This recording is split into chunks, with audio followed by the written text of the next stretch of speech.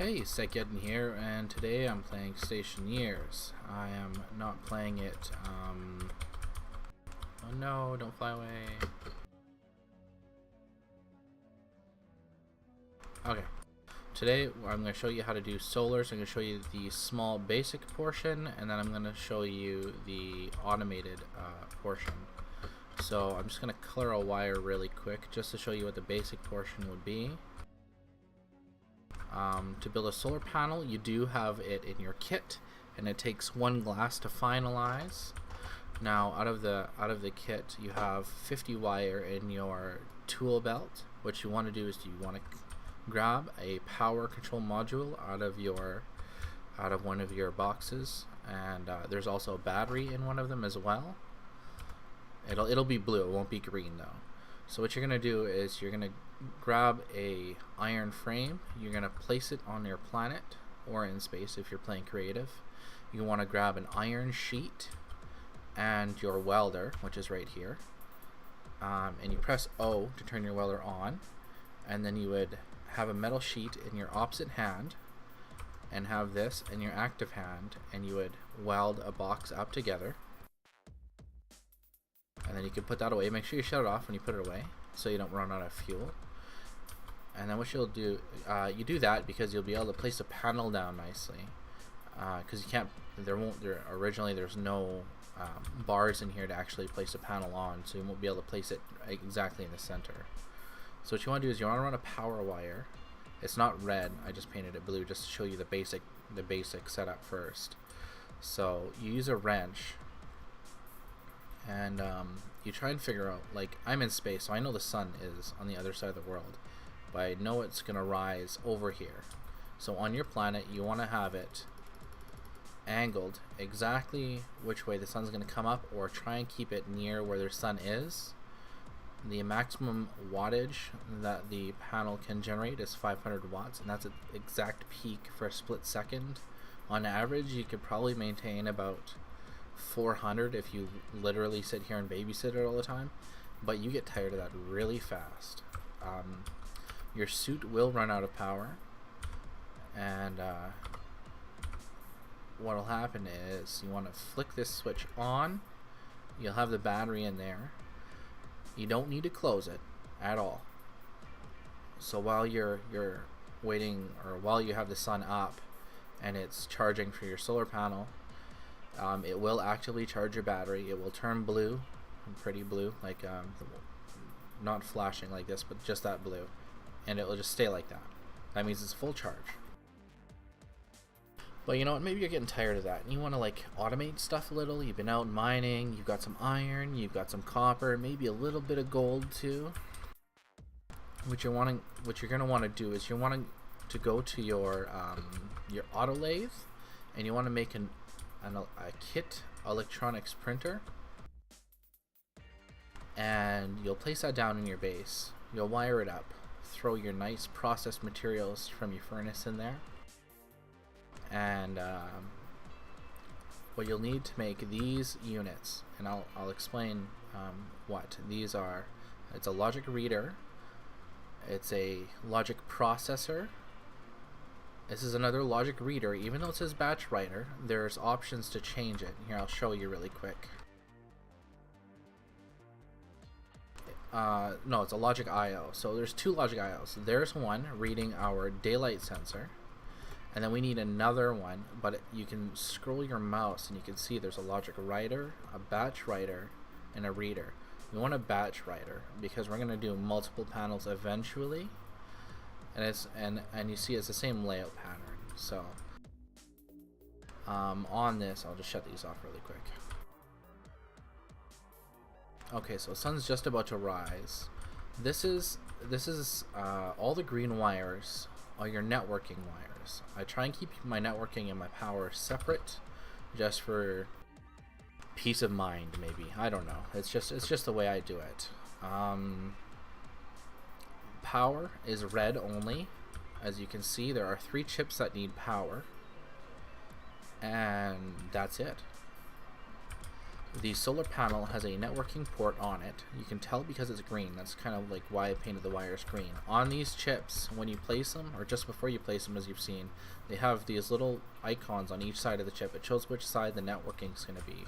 I arranged them this way so it's kind of easier to route the power this way in one shot and keep all the networking going the other way. So what happens here is you want your logic reader, you want the in to be your daylight sensor because it has to read the information, and the variable you want is the solar angle because you want to know the angle of the sun, which is hiding? Yeah, it's behind a toolbox, but it knows it's there. Okay, the logic reader's done its job. Now what you want to do is you want your math what you want to do is your memory. And to change these, you need your screwdriver in your hand. See, I can change a variable, solar on, activate. So we want the solar angle though. On your memory, you want to do 1 increase, and then if you hold your left alt, you want to do 0.8. So 1.8. What that does is this circuit is going to convert the angle of the game sun, which is 0 to 180. Because it goes 0 to 180 and then it goes from 180 back to 0, but there's no negative number there, or at least it doesn't display one for me. And the panel, the vertical axis, only goes from 0 to 100, so that's kind of what this is doing. So it's converting the actual angle of the sun with something the solar panel can actually aim itself to. So on your math unit, what you want to do is you want to take the information from your logic reader, which is the solar angle, and you want to change this one to your logic memory, which is the number we just put into the memory module there, and you want to divide them. So you can change this: mod, add, subtract, multiply. We want divide. So we want the solar angle divided by 1.8, which will give us the angle for this. Now in our batch writer, we want our input to be the math unit because this is the final number we want our angles to be set as. So we have our angle from our math unit, and we want it to go out to our daylight sensor. You can see here it says, actually no, we don't want output to daylight sensor, we want output to solar panel. There, solar panel. And then we want it to write its vertical axis. Now once you have all these set up and wired, all you gotta do is turn them on. The lights will turn green. If there's an issue, they'll flash orange like this. So what did I do here? Input. Oh, I didn't tell it to read logic math. So there, example. You didn't have it set to the right thing, and it had no idea what to do. So it's just going to sit there and flash orange at you. But now that I've set it properly, my solar panel is now tracking the sun because of the sensor doing its job. So as you see, it's just kind of inching a little bit at a time, and it's kind of hovering around 460 watts. And our battery is fully charged. That's it. That's all you got to do. You can add more solar panels. Either it's better to have them going sideways. So technically you can put this circuit on any corner that benefits you. I always separate them because you don't want the circuits powered by the solar panel only, because then it'll only work while the sun is there. When the sun sets, the chips have no power, they can't track it for daylight.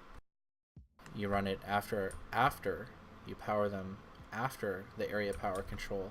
That way they can run all night, track the sun. It uses next to nothing for power. I think it's like 10 watts. More than enough juice to track stuff. So you see my suit battery's at medium. Now this is a super easy, kind of nitty-gritty way of doing suit power, because you're going to run out of power a lot. So what we're going to do is we're going to take this battery, and then we're going to press F, because I pressed number 2 and I've scrolled to my battery already. When you press F, it'll swap it instantly. As you see in my hand now, I have the medium charge and my suit is full. If I click in here, now you see that it's in a charging state. After that, anything else you want to power, you would just feed off of this line. So you'd do a junction, or something, and it would just go off to whatever machinery you have to power, be it a furnace or your electronics printer or anything else really. Once you get a large enough system, you may start blowing up wires, and that's when you're going to have to use heavy coils, but we'll get into that at a later time. Thank you for watching. If you have any comments, questions, or ideas, please leave them in the comments below. Any input is greatly appreciated, as it helps me think of more things to do to show or explain or just test out. Thanks for watching.